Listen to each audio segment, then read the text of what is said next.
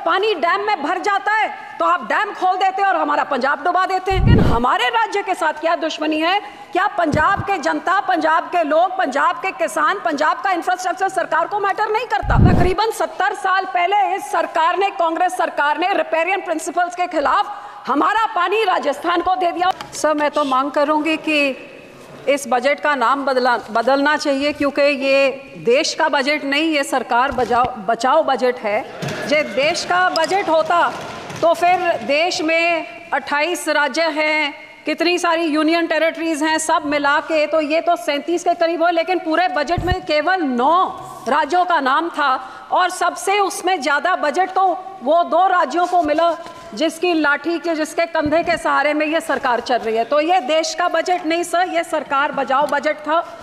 और सबसे बड़ी दुख की बात तो ये है कि बजट में नेचुरल कैलेमिटीज और धर्म के नाम पे भी पक्षपात किया गया है। ये तो मैं पहली बार ही देख रही हूँ। बहुत अच्छी बात कि आपने धार्मिक स्थानों को, बोध गया को, राजगीर को, जहाँ जहाँ आपने दिया, बहुत अच्छी बात है। लेकिन जिस श्री दरबार साहब पे, अमृतसर साहब पे रोज 2 लाख लोग नतमस्तक होते हैं, उनको मुफ्त खाना मिलता है, सबसे बड़ा दुनिया भर, देश भर के लोग वहां पे जाते हैं, और जहां पे सारा दिन सरबत के भले की अरदास होती है, उसका तो आपने नाम तक नहीं लिया।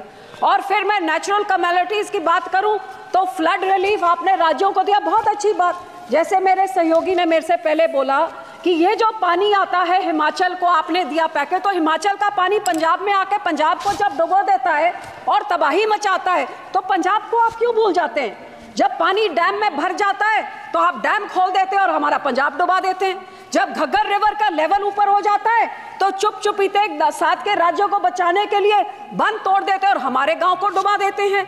तो जब बाढ़ आती है तो उनको आपने दिया पैकेज, में उसका आपको आभार प्रकट करती हूँ। लेकिन हमारे राज्य के साथ क्या दुश्मनी है? क्या पंजाब के जनता, पंजाब के लोग, पंजाब के किसान, पंजाब का इंफ्रास्ट्रक्चर सरकार को मैटर नहीं करता?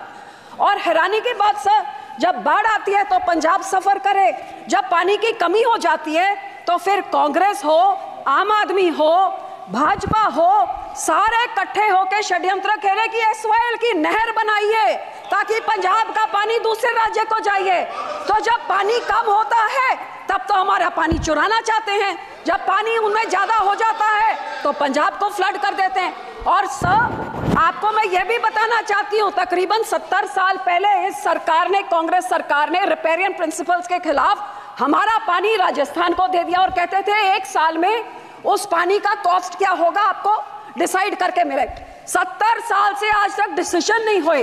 तो जो पानी हमारा दूसरे राज्य को रिपेरियन प्रिंसिपल के अगेंस्ट जा रहा है, या उसको बंद किया जाए या हमें उसका पैसा दिया जाए, ये मैं आपसे आज मांग करती हूँ। सर, दूसरा मैं ये भी आपसे मांग करती हूँ कि सेंट्रल ग्राउंड वाटर जो कह रहा है कि पंजाब के सारे ब्लॉक्स क्रिटिकल हो गए हैं, हमारे ट्यूब में, हमारे वेल्स में पानी नीचे जा रहा है। आज की रिपोर्ट तो ये भी है कि टॉक्सिसिटी इतनी हाई है कि पीने लायक नहीं है। तो ये सर, हम लोग को तो मदद करनी चाहिए और इस पूरे बजट में मदद की बात दूर, हमारा नाम तक नहीं लिख गया। हमें डिमांड करती हूँ कि पंजाब को भी दिया जाए। दूसरी सर, मैं किसानों पे आना चाहती हूँ। 4 पिलर बोले थे, युवा, महिला, गरीब, किसान। किसानों को तो मैं बोलना नहीं चाहती, जो कितने किसान खुदकुशी कर चुके हैं, शहीद हो गए हैं, आज तक धरने में बैठे हुए हैं। लेकिन जो ये किसान हकी सरकार होती जो कहती थी 2022 तक हम किसान की आय दुगनी कर देंगे, तो मुझे इतना ही समझा दें कि 2022-23 में तो एग्रीकल्चर ग्रोथ 4.7 थी, तो फिर पिछले साल 1.4 क्यों रहेगी जिनकी पॉलिसीज इतनी अच्छी है? हकीकत यह है कि किसानों के ये दुश्मन हैं, किसानों के हिमैती नहीं हैं। आज हर एक तरह से महंगाई की मार देखिए। आज जो 8 साल पहले 40 किलो का बीज का एक बैग होता था, वो 800 से 1200 होता था, 2000 हो गया। डीएपी 3 गुना बढ़ गई कीमत, पोटैश 900 से 1700, जो लेबर का कॉस्ट होता था वो भी 3 गुना हो गया, जो हार्वेस्टिंग के लिए होता था वो भी 3 गुना हो गया, जो मशीनरी की रेंटल होती थी, डीजल आपने 47 से 90 कर दिया, तो वो आप सोच ले कहां तक। सो जहां किसान को रिलीफ देनी थी, उसमें रिलीफ क्या दी? मनरेगा में 0 इंक्रीज। लोग सोचते थे आप बढ़ाएंगे, अमाउंट बढ़ाएंगे, दिन बढ़ाएंगे, 0। क्रॉप इंश्योरेंस क्रीप को -2.6% उसके अमाउंट में कटौती करी, यूरिया सब्सिडी में -7.4 की कटौती, न्यूट्रिएंट बेस्ड सब्सिडी में -25% कटौती, गरीब कल्याण योजना का बजट 3.3% घटा दिया, किसान सम्मान निधि का 10% घटा दिया, 18 से 22 तक जितने फार्मर्स कवर अंडर पीएम फसल बीमा योजना या सबका 8-9% उनका कट गया। और पंजाब की जब मैं बात करूं तो पंजाब की बेनिफिशियरी जो पीएम किसान निधि में थे और आवास योजना 2018 से घटते ही जा रहे हैं सर।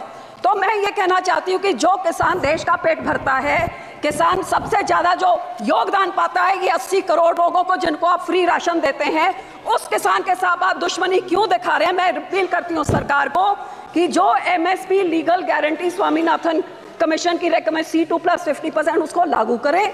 मैं ये भी बेनती करती हूँ, सजेशन सब 2-4 सजेशन देती हूँ कि जब तक आप नहीं करते कम से कम भावांतर स्कीम लाइए जिसकी एमएसपी पे नहीं बिक रही हो, मिडल जो बीच का रह जाता है वो दे। एक फार्मर फ्रेंडली क्रॉप इंश्योरेंस कोई स्कीम आप लेके आए जिससे किसानों का फायदा हो, इंश्योरेंस कंपनी का नहीं।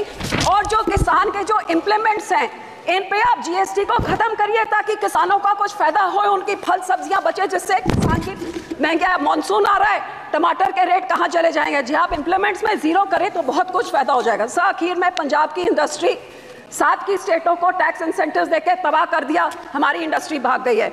मैं सिर्फ इतनी बेनती करती हूँ कि FN साहब लुधियाने गए थे, वो मंत्री बनी बैठे हैं अब वहाँ पे, लुधियाने गए थे जहाँ पे उन्होंने MSME इंडस्ट्री को बोला था कि जो अमेंडमेंट 43B जिसमें मैंडेट किया जाता है कि 44 डेज में आप पेमेंट करिए, नहीं तो आपके जो टैक्स इंसेंटिव फोरफिट हो जाते हैं, वो इस बजट में उन्होंने नहीं किया। वो बहुत देख रही थी कि इंडस्ट्री करे। सर 2 मिनट, जो हमारी साइकिल इंडस्ट्री है, जो हमारी स्पोर्ट्स इक्विपमेंट इंडस्ट्री है, मैं आपको बेनती करती हूँ इंसेंटिव इंटरनेशनल बॉर्डर पाकिस्तान के साथ 2019 से हमारा वाघा बॉर्डर बंद कर दिया है, बहुत नुकसान हुआ है, ये बॉर्डर खोला जाए और हमारे राज्य को कोई टैक्स इंसेंटिव्स दिए जाए, साइकिल इंडस्ट्री को, स्पोर्ट इंडस्ट्री को बॉर्डर खोल के, ताकि हमारे इधर का व्यापार बढ़े और नौकरियां भी बढ़े। आखिर में सर मैं सिर्फ आपको यही कहना चाहूंगी, ये कांग्रेस पार्टी और आम आदमी पार्टी ने 10 सालों में पंजाब के खजाने को लूट के तबाह कर दिया है। हमारा यहाँ पे इतना ज्यादा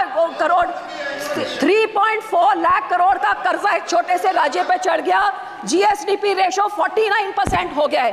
तो सर आप इनको सजा देने के लिए आप RDF रोक देते हैं, हेल्थ मिशन का रोक देते हैं, पर पंजाब के लोगों का क्या कसूर है। मैं आपको बेनती करती हूँ जो हमारा पैसा है वो पैसा आप दीजिए। अनएम्प्लॉयमेंट रेट जो देश में उसका दुगना है, ड्रग अब्यूज से हमारा राज्य जूझ रहा है, और पंजाब में औरतों का तो ये हाल है कि कुपोषण वो भी बढ़ गया है, अनीमा भी बढ़ गया है, और आंगनवाड़ी के जो राशन मिलता है गरीब बच्चियों के लिए, लैक्टेटिंग मदर्स, प्रेग्नेंट मदर्स और बच्चों के लिए, वो इनकी सरकार ने, आम आदमी की जो सरकार वहां पे है, वो वेरका मिल्कफेड प्राइवेट आधारों से लेके प्राइवेट कॉन्ट्रैक्टर्स को देके सब स्टैंडर्ड चीजें लोगों को देके करोड़ों का घपला हो रहा है। तो सर पैसे ना रोकिए, इनको पिनलाइज करिए ताकि लोगों को उतना हक मिले। और सर आखिर में मैं यही कहूंगी कि सबसे highest population 32% SC population Punjab में है सर। सबसे बड़ा ग्रैनरी को योगदान पंजाब देता है, फ्रीडम स्ट्रगल में सबसे बड़ा योगदान हमने दिया। इस राज्य के मांगों को पूरी करके हमारे किसानों को हमारी चंडीगढ़ की राजधानी हमें दीजिए, हमारा पानी दूसरे राज्यों को जा रहा है उसको रोक के उसकी रॉयल्टी हमें दीजिए, नहीं तो वो सारे फैसले रिवोक करके हमारा पानी पंजाब पे रखिए। धन्यवाद जी, धन्यवाद करती हूँ, शुक्रिया।